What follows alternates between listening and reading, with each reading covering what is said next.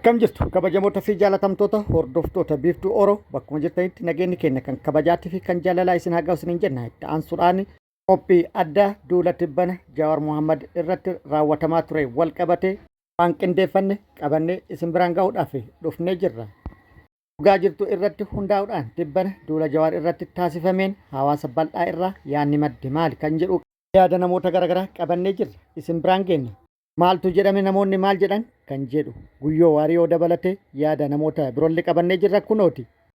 Booharaa Jawaar Mohaammed wal qabatee tibbana duulli guddaan soba dhugaa fakkeessuudhaan gaggeeffamaa ture kan namoota xiinxala siyaasaa gadi fagoo hin qabne duula sobaa gaggeeffamaa ture kana soba jechuudhaaf kan isaan dhibu akkasumas kan isaan dhibe walumaa galatti duulli hamaa fi qindaa'aan hundumaa burjaajessaa ture.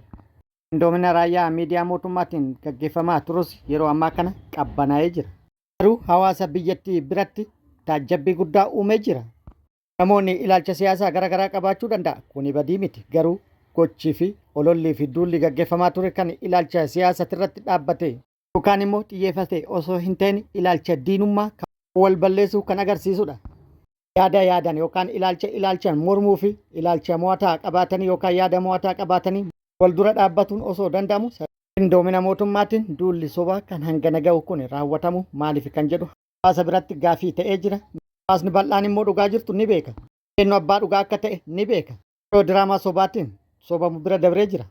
Yeroon diraamaa sobaatiin dhugaa jirtullee awwaalamu dabree jira. Dhugaan immoo dhugaadha. Ni qal'atti malee hin cittu akka mammaaksi jedhe sani mee haasaa gabaabduu tana haa hordofnu. Dhugaan akka Oromootti isin himtu tokko yoo jiraate akka sabaatti sindiramii short memory complex jedhamu tokko qaba.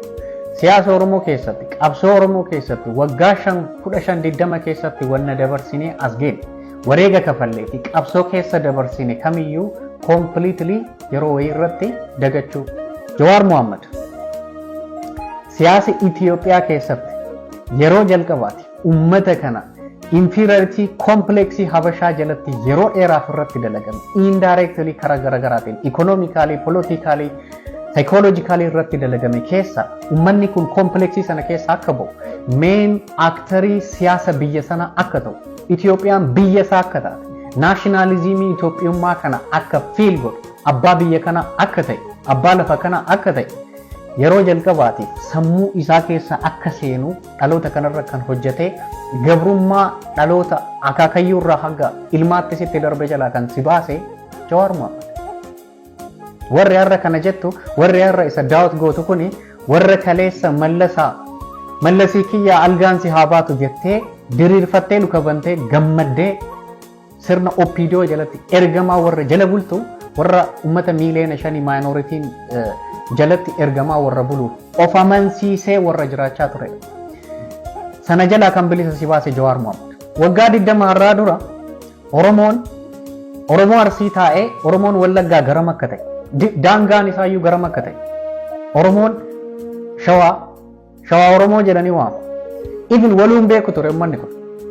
Sirnoota darban keessatti wanna sammuu isaa irratti itti dalagamaa ture qoqqoodanii bituu fi saayikooloojikaalii waan irratti dalagamaa ture irraa kan ka'e uummanni kun waliin beeku.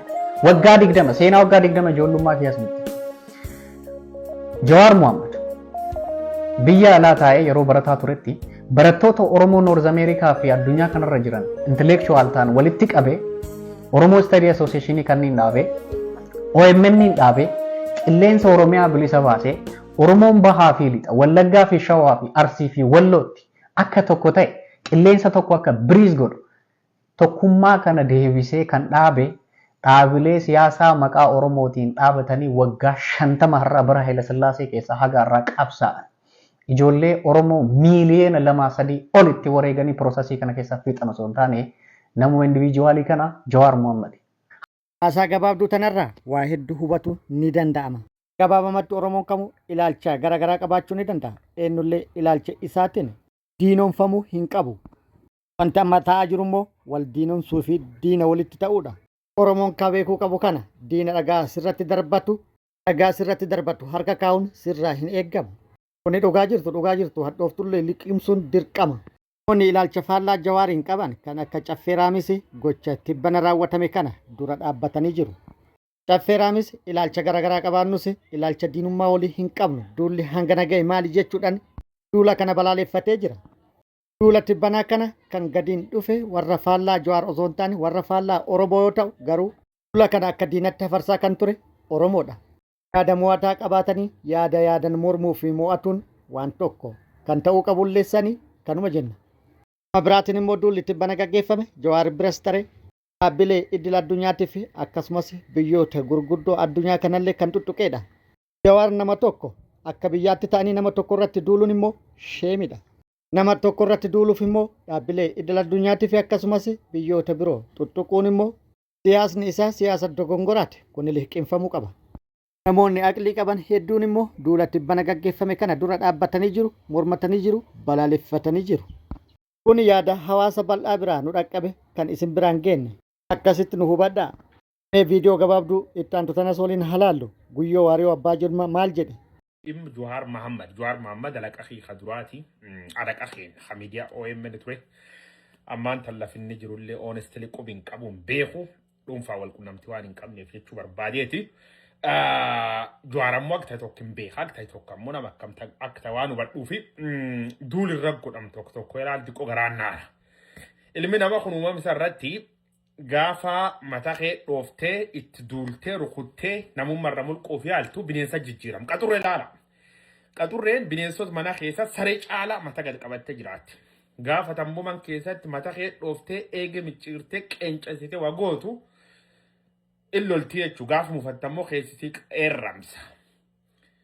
Nullee waan akkas nu godhuu jirtan fakkaattanii jechuu barbaadeeti. Jawaar Mohammad yakkoot hin fakkaan hantaan addunyaa irra diiniin waliin hin jedhe faarsee bulaa likiskisooti arrabsoo miti maayyimooti warri mataa hin qabne namummaa hin qabne gadi baatinoo Jawaar Mohammad irra sadarkaa sun tuulama gaggeessitan maalti isatti dhagaameeti. Dhagaa wasantima Itoophiyaa keessatti ayidooloojii lama wal lola. Ayidooloojii Itoophiyummaa faarsituuf Oromummaa faarsitu. Abiy jaalanne yookaan abiy jibbina Jawaar jaalachuu marroo daawud maani adoon taane ayidooloojii Oromummaatii fi ayidooloojii Itoophiyummaa wal dha'ee jechuu walti bu'ee jechuu. So nu Oromummaa filanne. Oromoo lubbuun isii akka baatu tolchuu dadhabuullee dandee lubbuu isaanii oolchuuf lubbuu uummata Oromoo oolchuuf humni dhabnullee akka Oromoo hojjeeta yookaan nama Oromoo filanii akka duguuganiif waan kalcha yookaan daboo saniif dhaabban seetanii sani baan seetanii. Jawaar Mohammad terrorist ashabbaari budinii shororkeessitoota yookaan garee 30 waliin hojjeta. He's a drug dealers qorsa akka naggaata. Money laundering yakkoota akkana dalagdhanii Jawaar Mohammad mootummaa Ameerikaatiin wal qabsiisanii sadarkaa mootummaatti ol gaggeessuun hamsisii maal. Waan tokkisan tima. An Jawaar Mohammad dhuunfaanii an wal dubbifnaayyuu turre waliin dhabne. Yaadaan ammoo waliin hin jiru. Because waan koomad miidiyaa irra bakka warraa is jaldeebee irra nyaate dhuge sun in abaaru an takshaayillee naan binne dhuga dubbachuuf gaazexeessa oomtee hojjedhe innillee nalaqa oomtee hojjete OMN ta'e hojjete that's it. Sigaltii miti immoo gaaf inni dogongoruu argu directly itti maa jechuudha miseejaan keessaa yeroo dhuma xaafee fi Jawaarumaan guyyaa tokkisanti mootii barbaadat halaallatuuti. Kash labbootuuf jalaan deemti taana ofirra risii jedheen jalqab namni guddaan bakkis madaaltoodha. Sun irratti deebinaan kennine waliin agarre. Naa bilbilus dhiisus guddoo dhimma irraan qabuu jechuudha. Ammoo tokko jira. Jawaar Mohammad aga beekutti gubadhuutti is sharp brilliant. Mataa salphaa nama qabuu miti. Namni akkasii Itoophiyaa kee muraasa. Garee nam wal guurtee maanii jettee samii hortuun cuftee hedduun isii donqoorroo qarxaasii soba maanii soba waliin dhooftu. Namummaa kan qabne beekumsa kan qabne dandeettii kan qabne waan cuf waliin bitattee waan cuf waliin dhooftee angoollee maanii tuulattee nam guddaa nama wabeeku diqqeessuuf hojjechii jechuudha. Faarsuutti hin jiru Jawaar Mohammad. Anus caalan fila nam faarsan anu. Yoo waliin qoramni caaluu iyyuu danda'a jedhee yaada. Sometimes. Waliin qoramnee nagarree maybe caaluu danda'a. Who knows? Especially area expert keessatti waliin qoram dhuga irra kaasuu danda'a. Ragaan qabu ammaaf ragaan ammoo gaafum waliin qoramnu waan taatuuf. Immoo tokko inni walitti muu qabnu nam guddaa cuf hin nyaatina. Gaaf nam guddaa cuf nyaatanii fixan qushaasha akkasiitiin wal taftanii duriyyeen isanti qoosti jechuudha. Haasaa Guyyoo Waariyoo Abbaa Jirmaa taasisee gabaabaa kana irrallee waa hedduu argachuu dandeettu hubachuu dandeettu akka gaariitti waan jiru ibsee jira. Haasaa gabaabduu tana keessatti haasaa baay'ee dinqisiisaa taasise kanaan waan jiru ibsee jira. Oromoo taatee akka Oromoo tokkootti haasaa kana irraa dhugaa jirtu ni hubatta jedhee yaada. Dhugaan dhugaadha. Kuni yaada hawaasa bal'aa kan nu bira ga'e isin biraan geenne.